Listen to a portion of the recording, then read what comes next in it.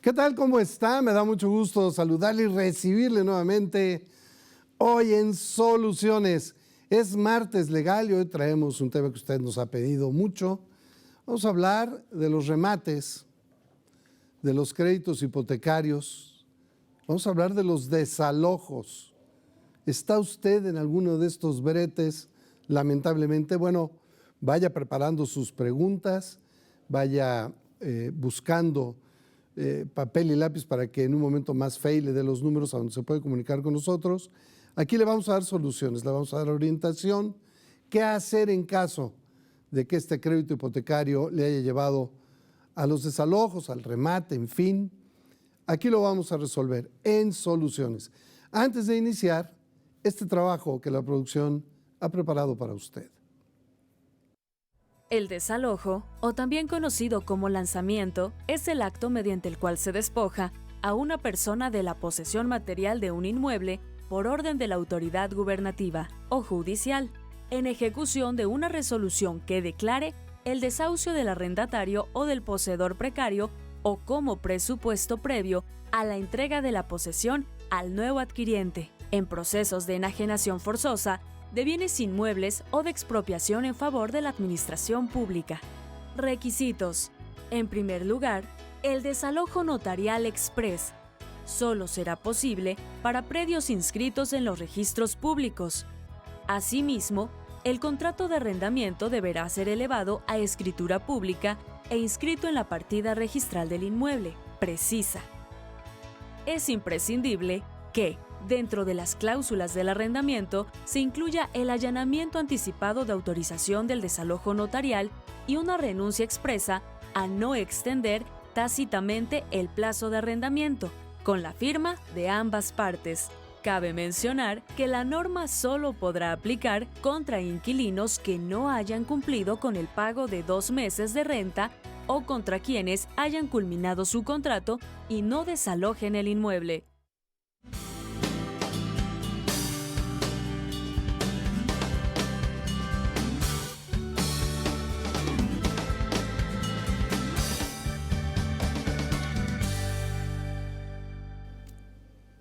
Muy buenos días a toda la audiencia que siempre sigue la señal de TV Más y que por supuesto se familiariza con este espacio que es Soluciones. Hoy es martes legal y estaremos hablando del desalojo. Ya Mario y nuestra invitada irán resolviendo sus dudas a lo largo de este programa. Por lo tanto, usted a partir de este momento tiene total libertad de comunicarse con nosotros. Puede hacer una llamada al 842-3500, ahí es la línea telefónica y nuestras compañeras que están en recepción tomarán su caso, su comentario, su duda, la harán llegar aquí al estudio. Si prefiere, también puede enviarnos un mensaje de texto a través del WhatsApp de Soluciones. Es nuestra línea especial y usted ahí puede redactar su pregunta, algún comentario. También si tiene algún testimonio, a usted le ha sucedido, ya pasó por un desalojo, también nos lo puede comentar, lo puede exponer. Usted se puede comunicar al WhatsApp al 22 83 13 97 86. Se lo voy a repetir, 22 83 13 97 86. Ahí están las líneas disponibles. El tema de hoy, desalojos, y voy contigo, Mario. Gracias, Fey. Le doy la bienvenida a una mujer que es una guerrera, una luchadora incansable, que le ha ayudado a muchísimas personas a resolver estos temas precisamente. La licenciada Tere Carvajal Vázquez, ella es representante legal del Barzón, y para mí es un privilegio tenerte aquí. Mario, muchas gracias por la invitación. Al contrario, ya nos daba Fey en este reportaje entrada más o menos una introducción de lo que es el desalojo. ¿Cómo lo podrías tú sintetizar?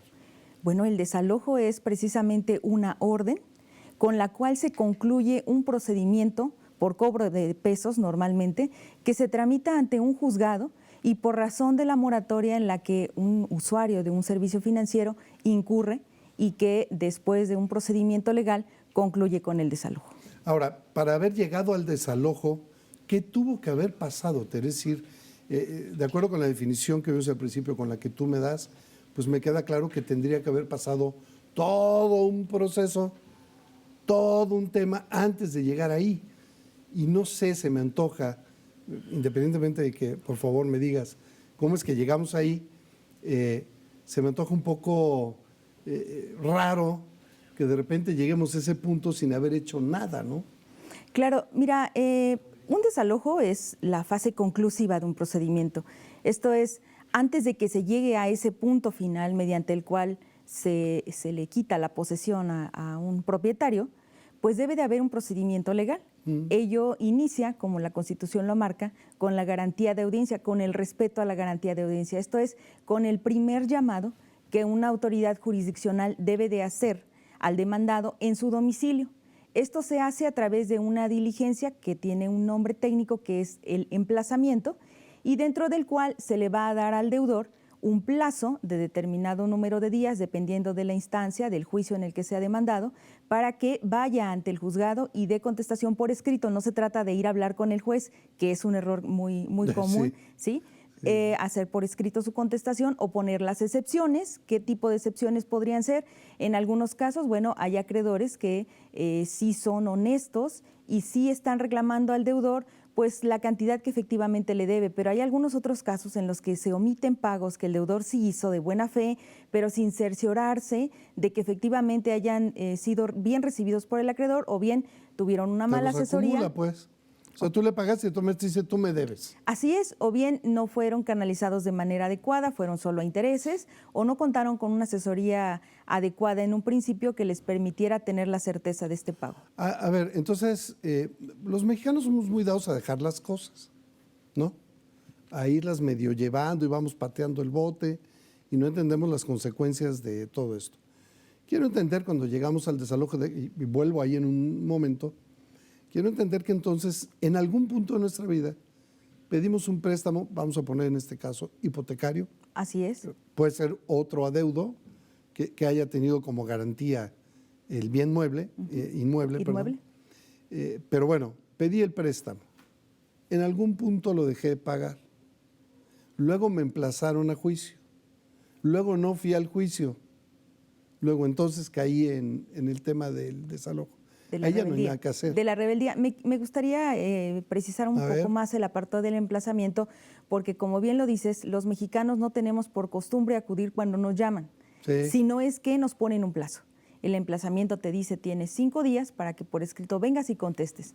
Señales domicilio o pongas excepciones, designes abogados y en caso de que no lo hagas, se te va a hacer una declaración de rebeldía. Este término técnico que es resumido a través de un dicho popular, comúnmente, el que calla otorga. Esto es, si tú no haces una contestación de la demanda, pues vas a perder la oportunidad de poderte defender durante toda la secuela de un procedimiento y en su oportunidad pues se va a dictar una sentencia, desde luego contradictoria a tus intereses, porque no hiciste uso de ese derecho, ¿no? Mientras lo tuviste. Y muchas personas nos llegan al Barzón con esta duda y nos dicen, es que solamente me hablaron una vez. Bueno, es que... No, ya.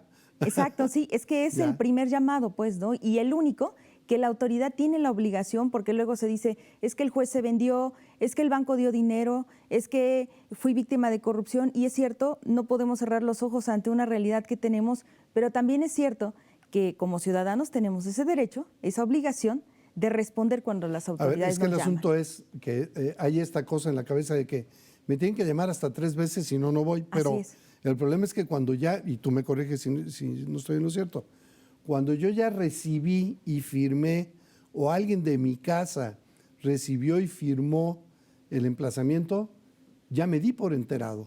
Y entonces empiezan a correr los tiempos legales. Claro. ¿No me tienen que volver a llamar? No. Ya estoy enterado. Así es, ¿no? Hay un código de procedimientos civiles que marca exactamente cómo se debe de proceder ante el primer llamado que hace la autoridad.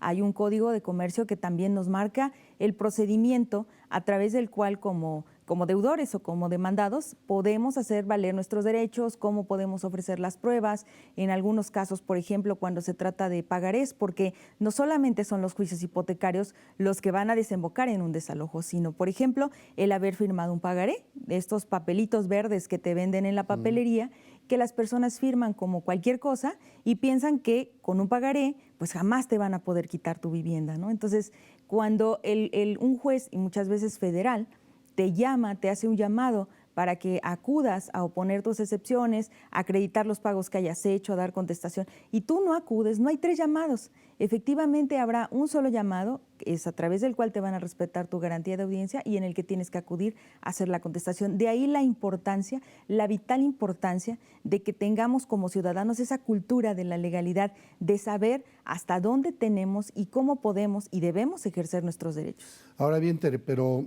¿qué pasa cuando tramposamente no te emplazan o te emplazan a medias y de todas maneras siguen el juicio? Mira, quiero decirte que esa es una situación bastante común, cada vez menos, pero sigue siendo común, en el que el actuario, en muchas ocasiones acompañado del actor, así se le llama a quien demanda, al acreedor o a su apoderado, se apersona en tu domicilio o en tu vivienda, o no se apersona, y simulan que obviamente te hicieron llegar la notificación con un vecino, incluso con alguien que vivía en la casa, y efectivamente va a correr un término. Entonces, para ello hay recursos legales, de los que, si me permites, hablaremos más adelante, para no confundirnos en esta etapa, pero a través de los cuales, si puedes hacer valer tus derechos por un defectuoso o por un ilegal emplazamiento, y cualquier juicio que haya en ese sentido, incluso sea un desalojo, que es la parte final, no va a tener ningún efecto. ¿Por qué? Porque viene o proviene de un procedimiento legal que ha sido viciado de origen. Si se ha cometido una ilegalidad, un abuso, una falta a tus derechos, desde luego que un juez de garantías te debe de tutelar y te debe de proteger esa esfera como ciudadano, por mandato constitucional, reponerse el procedimiento hasta en tanto no seas debidamente llamado a proceso. Esta es la parte del desalojo, explicada muy ahorita por encima, pero vamos a irnos yendo. Cuando le contratamos un crédito hipotecario, firmamos un pagaré, nos endeudamos de alguna manera y se van sobre nuestros bienes inmuebles. Ahora, pero hay otra vertiente. ¿Mande? ¿O los del aval? O los del aval. Se van sobre el aval y traban al aval. Pero a ver, ¿qué pasa cuando yo tengo una propiedad y quiero desalojar a alguien que no me ha pagado, la renta o que no está cumpliendo con el contrato? Esa otra parte de los desalojos. Bueno, efectivamente, en uno o en otro sentido, debe de mediar un procedimiento legal en el cual se le dé al demandado la oportunidad de defenderse, de oponer las excepciones, y en el caso de los arrendamientos, como comúnmente sucede, pues se les da incluso un aviso un año antes para que tengan la oportunidad.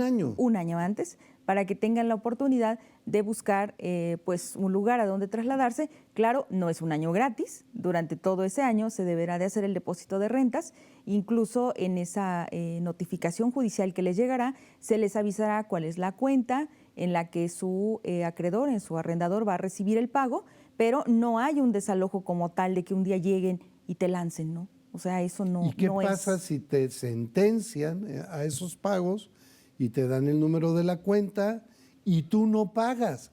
¿De todas maneras transitas ese año? Bueno, si estamos entendiendo que primero nos van a dar un aviso y nos van a indicar a qué cuenta depositar durante todo ese año. Te notifican en el 2018, en octubre, y se te vencerá en octubre de 2019.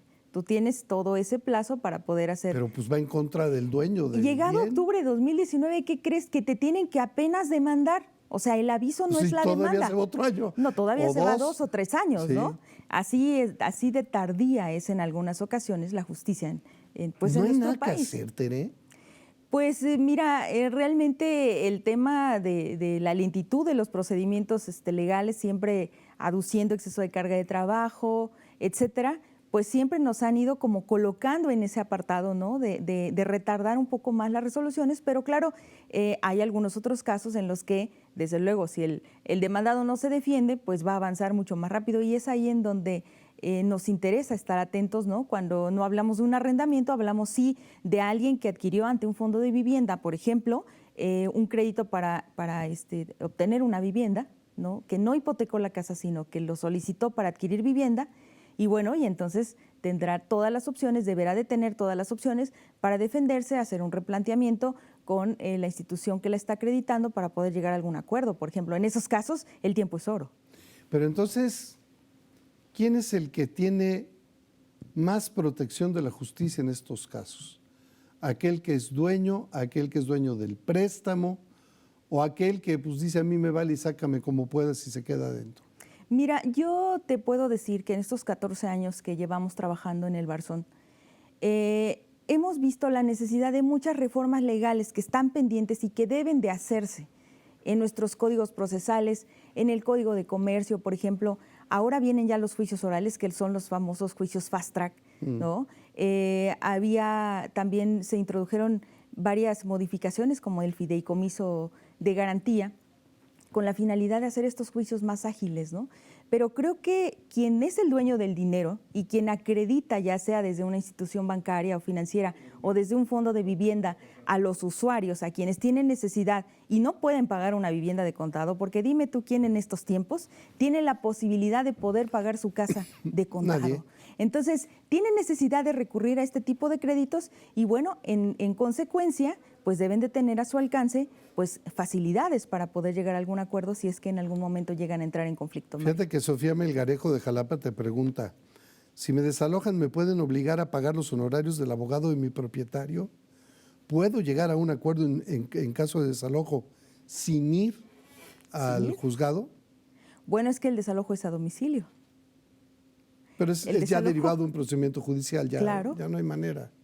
En la última parte, en lo que refiere de que si puede llegar a algún acuerdo, bueno, el tema de los desalojos es que te llegan un día a las 6 de la mañana. Y para atrás. Rompen chapas, candados, cerraduras. Y entran. Llegan con unos camiones de mudanza, con auxilio de la fuerza pública. Y por eso es un desalojo forzoso.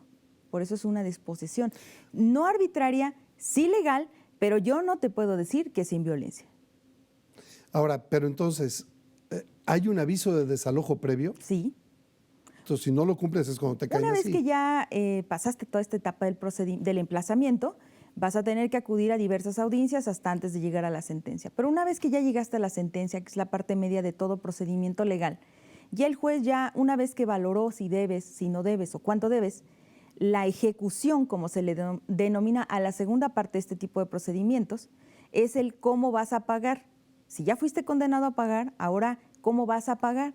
Y es ahí en donde empieza todo un procedimiento de remate del inmueble, como puede ser el avalúo, la expedición o exhibición de una planilla de liquidación, la publicación de los edictos de remate, que se hace en diversos medios de comunicación, en sitios de costumbre, dice la ley, que es en el ayuntamiento, en la oficina de Hacienda pública, en un diario de mayor circulación, en la oficina del juzgado y en la Gaceta Oficial del Estado o en el Diario Oficial de la Federación, según el tipo de juicio. Pero entonces estás avisado. Estás avisado. ¿Pero cuánto tiempo te dan para desalojar? 5 días en el primer aviso. Vas apercibido de que en caso de que no desalojes o que no entregues la posesión de manera voluntaria, serás lanzado con el auxilio de la fuerza pública. Entonces, una vez que te sentencian en esta ejecución, ¿puedo, para tratar de responderle a Sofía, ¿puedo o no puedo negociar en ese momento? En ese momento, sí. O sea, le puedo decir al banco, espérame, no me desalojes, te voy a pagar. Sí, aquí la sugerencia para Tendría Sofía, que pasar por el juez, el acuerdo, supongo. Totalmente. Eso es algo en lo que quiero apuntarlo muy bien para Sofía, que no se puede llegar a un acuerdo. Si ya estás dentro de un procedimiento legal, no puedes llegar a un acuerdo de manera externa al juzgado, pues. No puedes presentarte directamente con tu acreditante a intentar darle dinero, etcétera, porque ese acuerdo no va a tener validez dentro del procedimiento legal. Sí te puedes poner de acuerdo, claro, pero hay que plasmarlo. Habrá que y llegar a un pasarlo convenio. Por el juez. Así es, y además no solo porque hemos tenido casos así, que se firme un convenio, incluso certificado ante notario, y que no se exhiba en el juicio. Juzgado, sí. Así es, en el juzgado. Porque el juez debe de tomar conocimiento de tal acuerdo de voluntades y frenar todas las acciones que pudieran derivar en un desalojo. Ahora, te pregunta, si me desalojan, ¿puedo obligar a pagar los honorarios del abogado de mi propietario? Normalmente ese acuerdo ya viene en la sentencia. Hay algunos casos en los que no hay pago de gastos y costas y hay algunos otros casos en los que sí, sería cuestión de revisar. Mira, hay una nueva disposición legal, jurisprudencia, estos criterios que emite nuestro máximo tribunal en el sentido de decir que cuando el deudor no está oponiendo excepciones ociosas o no está negándose a pagar, pues no tiene por qué pagar los gastos y costas del juicio, no tiene por qué sufrir ese castigo. Está diciendo, bueno, está bien, sí. No se está negando, claro. Sin embargo, si hago una contestación de demanda en el sentido de decir, no estoy de acuerdo porque la tasa de intereses que me pusiste del 15% mensual es usuraria, Entonces tengo derecho a que el juez revise esa tasa de interés, pero no estoy oponiendo una excepción que sea de algún modo improcedente o que tienda a retardar el procedimiento. Ya. Fíjate que Sergio Dávila dice, me invadieron un terreno, está en juzgados desde hace muchos años y nunca me han dado solución teniendo mis escrituras. ¿Qué le recomiendas? Bueno, Sergio. A Sergio le recomiendo que revise, que revise muy bien el expediente y que hagamos esta práctica que a veces se nos hace, vemos a los jueces, Mario, como alguien con quien no se debe de hablar porque ni siquiera te reciben, ¿no? En algunas ocasiones, cuando ya no funciona, que ya agotaste todas las instancias dentro del propio juzgado para saber qué pasa con tu asunto, puedes pedir audiencia con el juez y el juez tiene la obligación de recibirte y de escucharte para darte una explicación acerca de por qué no ha avanzado ese asunto. Entonces, en caso de que haya alguna responsabilidad para algún funcionario judicial, que alguien esté reteniendo el expediente, el trámite, al Consejo de la Judicatura y la misma ley, el Código da las opciones, si es que el juicio se está tramitando en el Estado, las opciones que son pues como recursos, uno de ellos es la queja, para poder quejarse, válgase la redundancia, pues del actuar o negligencia o demora en la impartición de justicia en este caso. Ahora, yo quiero pagar, pero no tengo la lana. No quiero perder mi bien y no quiero que me desalojen. ¿Qué debo hacer? Es decir, ¿cómo poder negociar con un acreedor particular? Creo que de alguna manera se puede uno poner de acuerdo, pero con estos grandes bancos a los que les vales bolillo, tu historia, tu vida, y tú les vale gorro. A mí dame mi lana, dame la casa y tú salte y a ver cómo le haces. ¿Cómo negociar lo justo? Porque una vez que dejaste de empezar a pagar, generaste intereses por dejar de pagar, ¿no? Mira, 2 puntos. Primero, en el Código de Procedimientos Civiles del Estado, en el artículo 17 de reforma, algo reciente, se marca un procedimiento alternativo de conciliación o de solución de conflictos, que es un procedimiento totalmente gratuito que forma parte del Poder Judicial del Estado y al cual podemos acudir, podemos pedir que nuestro expediente sea remitido a esta instancia. Dentro de esa oficina van a citar a nuestro acreedor, en este caso pues el banco, porque al final de cuentas, aunque sea una entidad financiera, es la parte actora del procedimiento y los mediadores que participan dentro de este ejercicio de mediación pues podrán hacer que las partes traten de llegar a algún acuerdo. Eso sería una de las alternativas que tenemos. Y la otra, hay 2 estrategias, 2 cosas fundamentales que como demandados tenemos que observar para llegar a una solución de nuestro caso, y uno de ellos es una defensa legal adecuada y otra es la negociación justa del pago. Si nos falta uno de esos factores, es decir, si no pagamos en el caso de una deuda, no vamos a resolver nunca el problema. Pero si no tenemos una defensa adecuada, pues nos van a pedir cantidades, así es, a las que ni siquiera estamos obligados a pagar por no habernos defendido, Mario. Pero además hay, lo digo con mucho respeto, hay quienes te defienden y te sacan y te sacan y te sacan hasta lo que no tienes por procedimientos que me parece que no solo son gratuitos, sino que no, en ocasiones ni siquiera le están dando la lana a los jueces o a los secretarios o a los actuarios, ¿no? Y los abogados se lo están quedando y te empinan regacho. Por eso parte de esta explicación que te requerimos, porque tú que eres una gran defensora, nos puedes dar gran claridad de nuestras obligaciones, es decir, al final vamos a tener que pagar, como sea. No vamos a poder detener estos procedimientos si no negociamos y pagamos, pero por eso es la parte donde la defensa tiene que ser justa, pero ¿cómo sabemos que la defensa está siendo justa?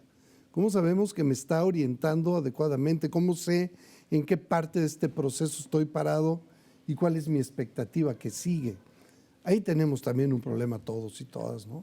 Mira, nosotros desde la sociedad civil organizada y derivado de la observación de esta problemática que sucede con muchos y de todos los estratos sociales económicos, tenemos una propuesta para la ciudadanía y esa propuesta es el Barzón, que es una institución totalmente ciudadana que brinda asesoría certera y confiable a todas las personas que tienen una problemática de esta naturaleza, que no debe de haber ningún impedimento de distancias, por ejemplo. Nosotros revisamos la documentación de las personas, los procesos legales, y damos en algunos casos, cuando así nos lo solicitan, una segunda opinión sobre un trabajo que se esté desarrollando ya por parte de algún defensor. Tengo que ir con Fey. ¿Me acompañas? Claro. Vamos contigo, Fey, y regreso con Tere Carvajal. Estamos recibiendo todas sus preguntas. Muchas gracias, Mario, y por supuesto a todas las personas que están pendientes de soluciones. Antes de ir a nuestra pausa promocional, le comento, ¿cuándo es ilegal desalojar? Es ilegal que un propietario de su vivienda lo desaloje sin primero ir a la corte y obtener una orden de desalojo. El propietario no puede impedir que usted acceda a su vivienda sin una orden de desalojo. El propietario tampoco puede usar la fuerza o amenazarlo con usar la fuerza para quitarlo o evitar que entre en su hogar. Cuando esto pasa, es ilegal desalojar. Vamos a una pausa promocional y regresamos con más de Soluciones.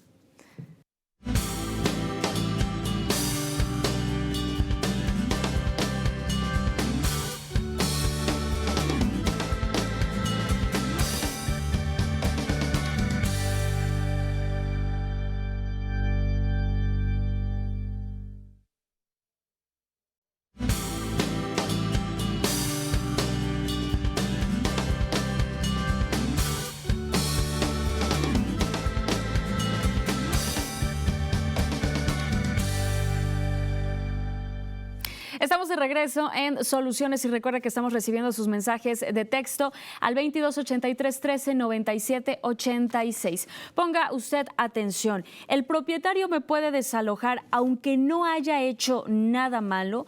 Puede ser. Si no tiene un contrato escrito de alquiler, el propietario puede llegar a desalojarlo con un aviso escrito de 30 días, incluso aunque usted no le deba renta ni haya hecho nada malo. Es importante que todos sus recibos los vaya guardando cuidadosamente, tenga usted muy bien ubicado a quién le paga, si es bien a quien le renta o a lo mejor algún encargado. Y haciendo un pequeño comparativo con materia en lo que tiene que ver con los desalojos inmobiliarios en Veracruz, fíjese que el Congreso Local de la Ciudad de México hizo unos pequeños cambios en el artículo 30 en cuanto a derechos humanos local y los desalojos inmobiliarios. Ellos privilegian sobre todo la plática entre el afectado y la autoridad, y lo que están proponiendo es que quienes se vean afectados, quienes sean desalojados, bueno, pues también tengan esa posibilidad de canalizarlos con la autoridad para que los inscriban en los programas de vivienda. Así que, bueno, esto es lo que propone el Congreso de la Ciudad de México. Voy contigo, Mario. Muchas gracias, Fey. En Facebook, JM del Moral te pregunta, ¿cómo puedo obtener una casa hipotecada? Fíjate, ya nos abrió hasta el tema que íbamos a abordar, ¿no? ¿Cómo puede obtener? Una casa hipotecada.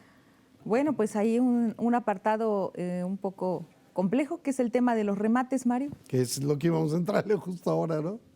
Platícanos. Así es. Mira, bueno, en la secuencia de lo que estamos platicando, y ya una vez que se concretó la sentencia, pues ya viene ahora por parte del juzgado, pues ejecutarla. Esto es, ¿cómo me vas a pagar? ¿De qué bienes dispones para poder cubrir el monto de la deuda que te están reclamando? Pues entonces se hace efectiva la garantía hipotecaria que pesa sobre el bien, y en ese sentido comienza el famoso procedimiento de remate, que incluye diversas etapas y que comienza con el avalúo, en la que se le da el derecho al deudor, en primer término, para poder exhibir un avalúo que diga un perito evaluador y que asigne un precio al bien que es materia de la garantía hipotecaria y que saldrá a remate. De igual manera, se le concede ese mismo derecho a la parte actora, al acreedor, para que exhiba un avalúo. Si los avalúos no son coincidentes, como normalmente sucede, entonces el juzgado va a designar un perito en rebeldía o un perito tercero, el cual va a asignar a nombre del tribunal un precio a este bien. Pero ellos tienen que visitar el bien. Desde luego físicamente. Que sí. Desde luego que sí. Ello no implica entrar en algunas ocasiones porque, bueno, los peritos evaluadores justifican un poco el hecho de que dependiendo del estudio que ellos hagan para poder asignar valor, que muchas veces es el mercadeo o el preguntar en la zona común de la residencia, pues cuáles son los valores por metro cuadrado, etcétera, y con ello llegan a la conclusión de un valor aproximado, que es el que van a estampar en su avalúo. Pues una vez obtenido este precio, entonces ya el juzgado tiene la posibilidad, a solicitud de la parte actora de mandar a publicar al público en general, de ahí el tema de dar publicidad a través de los famosos edictos de remate o los anuncios, que un bien propiedad de determinada persona está siendo objeto de una venta o subasta pública en almoneda. Se va a precisar cuál es la almoneda, normalmente es en la primera almoneda la que sale publicada, cuando se va a hacer ya una adjudicación, y se hace esta publicación de los edictos pues en sitios públicos y en diarios de mayor circulación en el estado o en el municipio en donde se ubique el bien. Y es ahí donde el señor del Moral puede comprar esa casa. Así es. Al momento que sale a remate. Él puede participar como postor dentro del procedimiento, pero bueno, sería recomendable para él que revise primero las actuaciones del procedimiento, porque en caso de que exista alguna nulidad dentro del procedimiento y que el ejecutado, en este caso el deudor o el demandado, pudiera oponer y llegar a la audiencia de remate con una suspensión de un juez federal, por ejemplo, pues claro que el señor del Moral, pues aparte y con el billete de depósito empeñado en el juzgado y que bueno, tardará no menos de 3 o 4 meses en poderlo retirar, ¿no? Bonito sí va a ver. Oye, Tere, pero a ver, entonces, me brinca algo en el procedimiento. Un perito evaluador no tendría que haber entrado a la casa para evaluar. Se paró, la vio, le calculó, preguntó alrededor y pues esta vale tanto. ¿Qué pasa si al demandado, y quiero regresar al punto inicial, que no fue debidamente emplazado y que llegaron a ese punto, tampoco tuvo la oportunidad de presentar su avalúo? En ese caso en concreto se responde de la misma manera que hablaríamos de una rebeldía o de un procedimiento viciado. Desde luego que a quien haya sido víctima de una situación de esta naturaleza debe tenerle sin cuidado, que salga una cuestión, claro, a través de un recurso legal, sí. Pero no va a suceder más allá, pues, en el sentido de que con ese avalúo vaya a ser prueba y no haya modo de atacarlo posteriormente, echarlo abajo, ¿no? Desde luego que tiene los elementos por una falta de emplazamiento, de que el procedimiento no se ajustó a derecho y no puede continuar. Pero al final, no debe continuar. Pero al final, Tere, el procedimiento se va a reponer, es decir, volverán a demandarte el pago de lo que debes, lo volverán a hacer por el mismo juicio y volverás a llegar al mismo punto, tienes que pagar. Claro, por eso en principio decíamos, ¿no? Tiene que haber una defensa legal adecuada y una negociación justa del pago. Pero sin embargo quiero decirte que aunque lleguemos al mismo punto, no es lo mismo tener un avalúo que un perito diga que tu casa vale 200,000 pesos cuando en realidad vale 1,800,000, por ejemplo, ¿no? Sí, estoy de acuerdo, pero al final todo se reduce a que te tienes que sentar con esta defensa justa y con este pago adecuado y con este pago justo y decir, bueno, que ahí también estoy en la bronca, sí te debo, ¿cómo lo pago, no? Y resolverlo, porque si nos vamos a tener a ciertos practicantes del derecho, no todos, lo digo con absoluto respeto, claro, pero con ciertos que van encontrando estas lagunas y te van convenciendo de que lo van parando, pero al final vas a volver al mismo punto. Así que no te engañen. Sí, ¿no? O sea, al final tendrás que pagar. Lo podrás parar ahorita, podrás parar un año si quieres, pero lo vas a tener que pagar de un modo o de otro. O te caes con la lana o te caes con el bien inmueble. No va a haber de otra, ¿no? Sí, hay que afrontarlo, definitivamente sí. Ya. ¿Puedo llamar a la policía si creo que me están desalojando de forma ilegal? Claro, sí. Y esta pregunta da ocasión para traer ahora al comentario. ¿Tú te acuerdas de esta cobranza abusiva que sucedía por allá antes del año 2014, no? antes de las disposiciones que publicó la Conducef para ponerle ya reglas, ¿no?, a los cobradores de los despachos de cobranza? Sí. Y llegaban estas cartas que si no tenías diabetes te daba. Y que decía, el día 12 de octubre a las 9 de la mañana vamos a llegar con cerrajeros, cargadores y una ambulancia. Por si te da. No, y si te da, tienes que pagar la ambulancia, ¿no? Sí. Y los cargadores y el cerrajero y lo que se ocasione. Entonces eran unas cartas que a algunos nos daban risa, pero a algunos otros les daban pánico.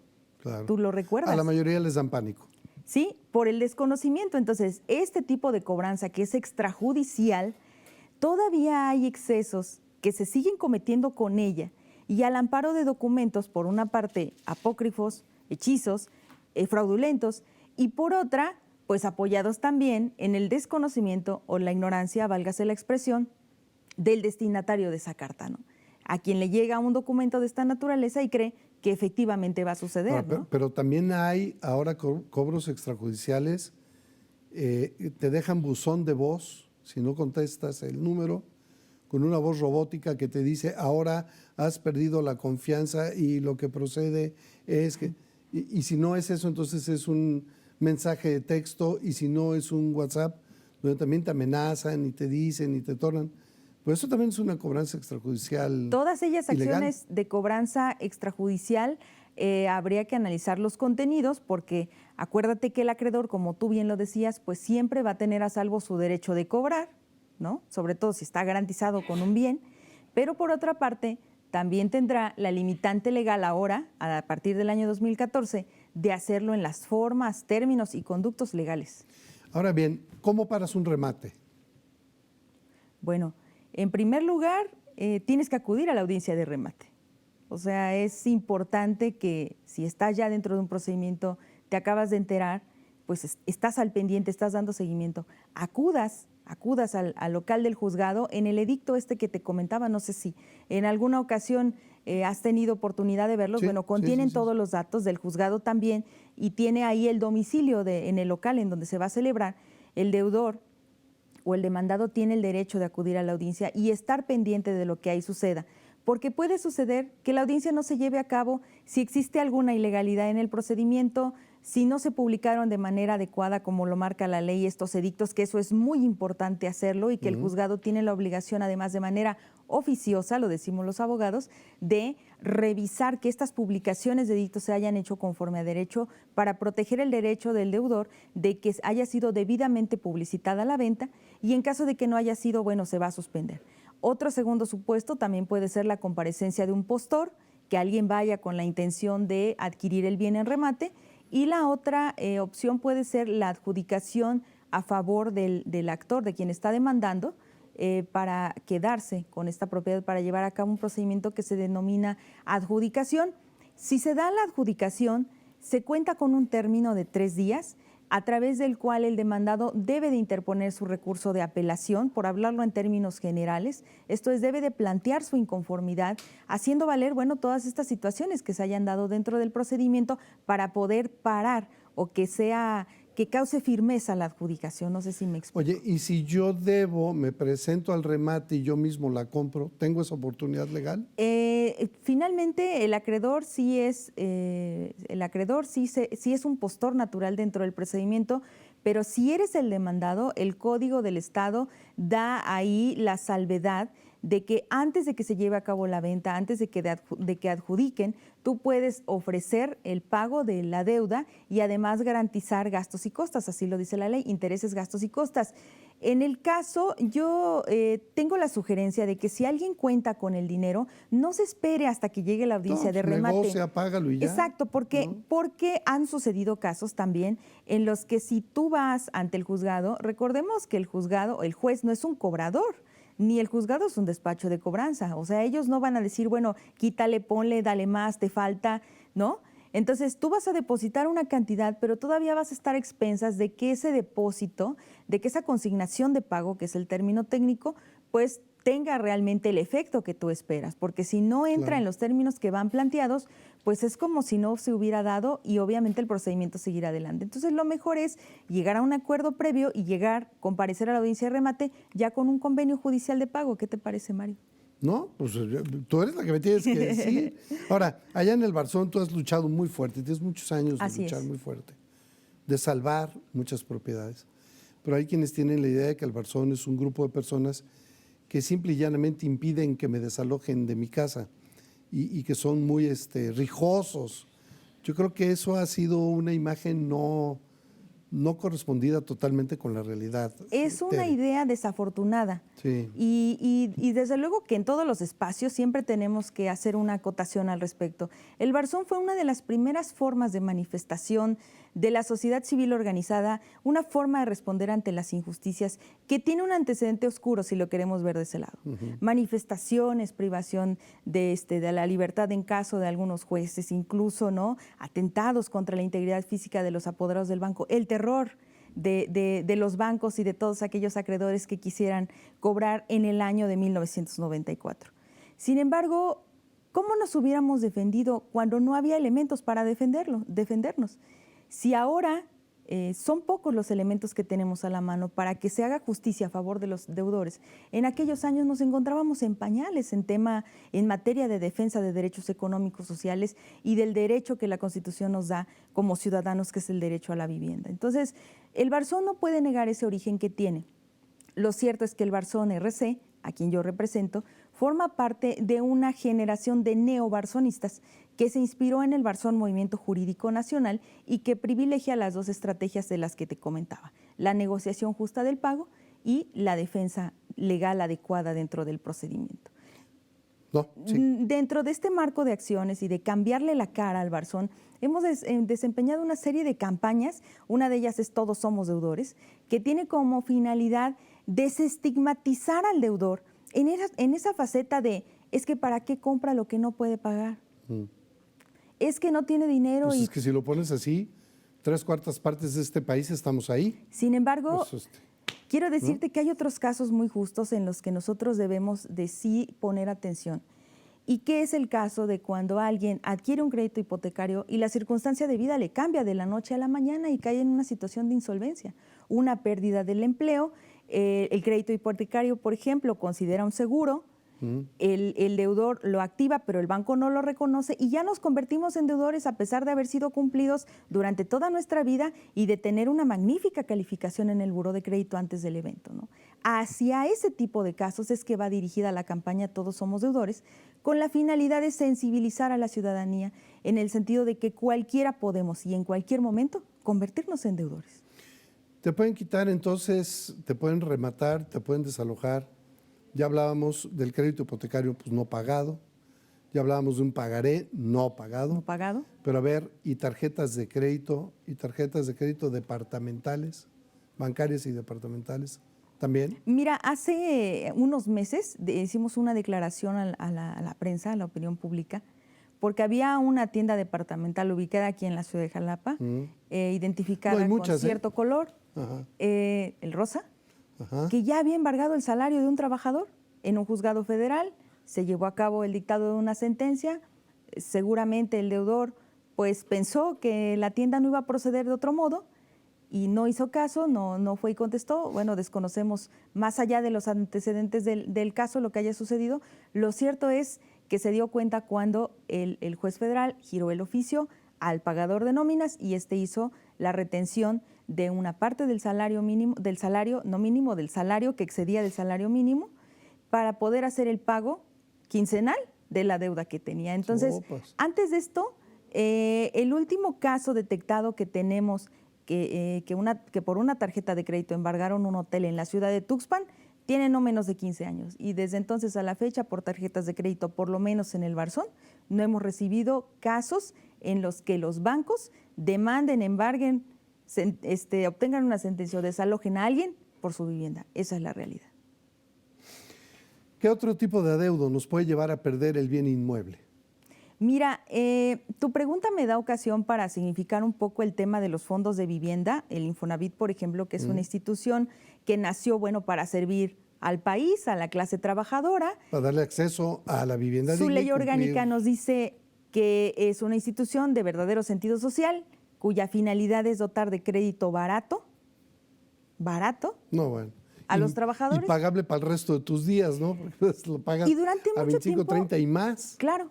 Y durante mucho tiempo, Mario, circuló la idea popular de que si tú le debías al Infonavit, el Infonavit no te podía quitar tu casa. Y de verdad que nos costó muchísimo trabajo y muchísima labor en el Barzón tratar de que las personas pues entendieran de que eso no era así, ¿no? O sea, si tú le debes al Infonavit, si le debes al Fobiste Y si ellos llegan a demandarte por la cuestión del impago, tarde o temprano, si tú no haces caso, si tú no ves la forma de acercarte, de negociar, etcétera, pues obviamente va a concluir en un desalojo, ¿no? Ya. Entonces, ¿qué nos sugieres como deudores? ¿Cuáles son los pasos básicos que tenemos que dar para afrontar este tipo de demandas, este tipo de remates y yo diría no llegar al desalojo? Mira, Mario, primero yo quisiera decirle a todos los que nos están sintonizando que lo que debemos de quitarnos es el miedo. Nos llega una demanda y temblamos. Sí, claro.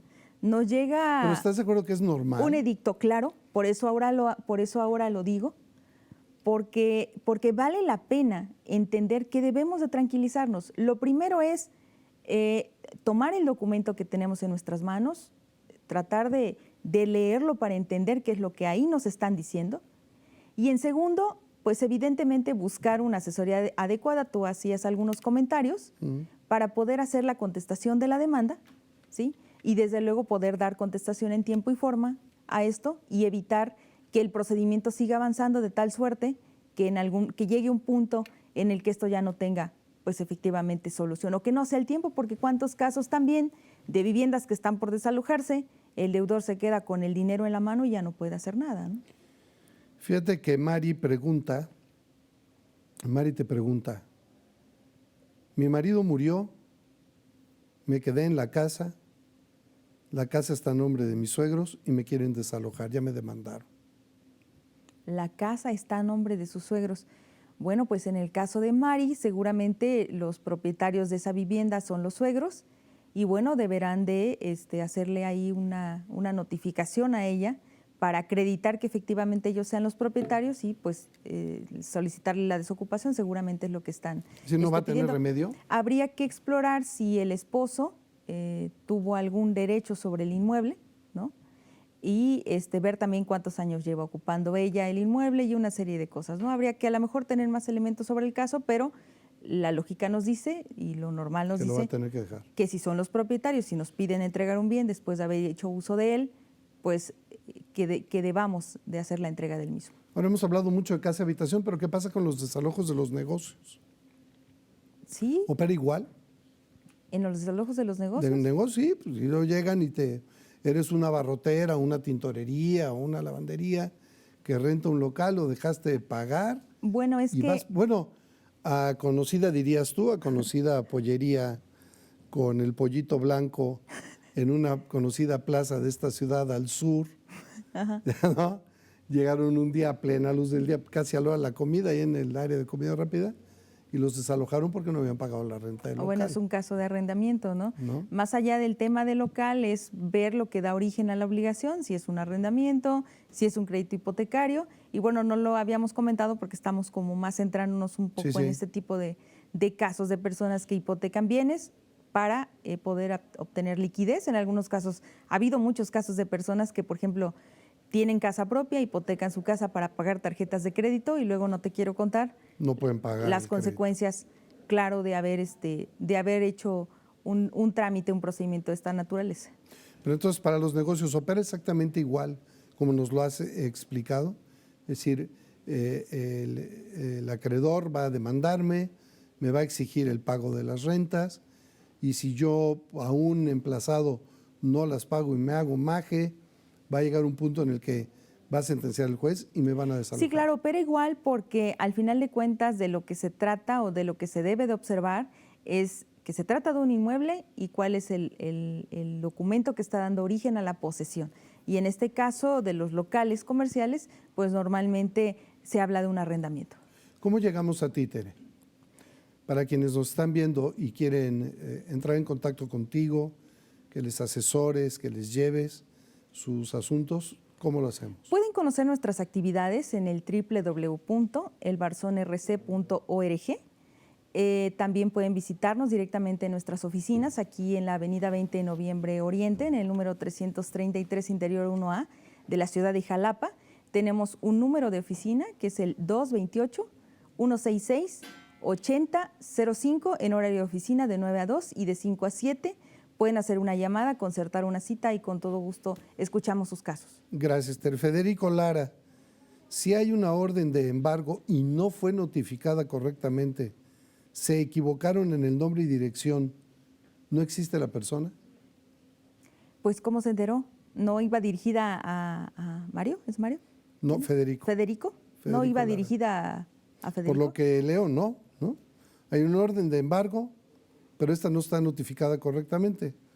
No, se equivocaron en el nombre y en la dirección no existe la persona. Pues no debe de recibirla, debe de ir al local del juzgado, si es que ya la recibió, y hacer la devolución por escrito de que ahí no vive la persona, para evitarle un perjuicio. Y acreditar. Sí, ¿no? Pero sería una buena labor de su parte hacerlo, porque de lo contrario el juez va a pensar que efectivamente sí le notificaron a la persona a quien, Y para atrás. y a quien iba dirigido, ¿no? Tere, siempre es un privilegio platicar contigo. Muchas gracias. Al contrario, Mario, gracias por tu el espacio. tiempo, gracias por estar aquí y muy pronto estamos de nuevo juntos. Claro que sí. Gracias, Tere. Vamos contigo, Fe. Muchísimas gracias, Mario, y por supuesto a nuestra invitada. Como último comentario, si el propietario hace algo para echarlo de su vivienda o impedirle la entrada a su vivienda a la fuerza sin una orden de desalojo, usted puede demandar al propietario. Ojo, solo si no ha recibido una orden de desalojo. Y bueno, esto ha sido el Martes Legal. El próximo jueves estaremos platicando y continuaremos con el tema del paquete 2020. Recuerda usted que la semana pasada estábamos hablando de la miscelánea 2020 y parte de esto, bueno, corresponde al paquete fiscal 2020. Ya nos enteramos de cuáles eran algunos de los incrementos que habrá, de los pagos que habrá que hacerse. Ahora queremos saber en qué nos van a beneficiar. Mario, voy contigo. Gracias, Fey. Rápidamente, porque ya estamos sobre el tiempo. Si me demandó Infonavit porque ya no pude pagar la mensualidad de la casa porque cambió mi situación económica y el despacho que me asignaron no quiere un arreglo, quiere la liquidación de las mensualidades no pagadas, ¿me sirve de algo que yo pague lo que pueda directamente a la cuenta del Infonavit? Yo sugeriría que no lo hiciera de ese modo, que se diera la oportunidad de tener una asesoría, porque además, como sabemos, porque ha salido publicado en los medios de comunicación, vienen 7 instrumentos que va a implementar el instituto para este tipo de casos. Gracias, Tere. Gracias a usted por el favor de su atención. Gracias a mis compañeros del staff matutino de TV+. Es una producción de Luis Álvarez. Hasta el próximo programa.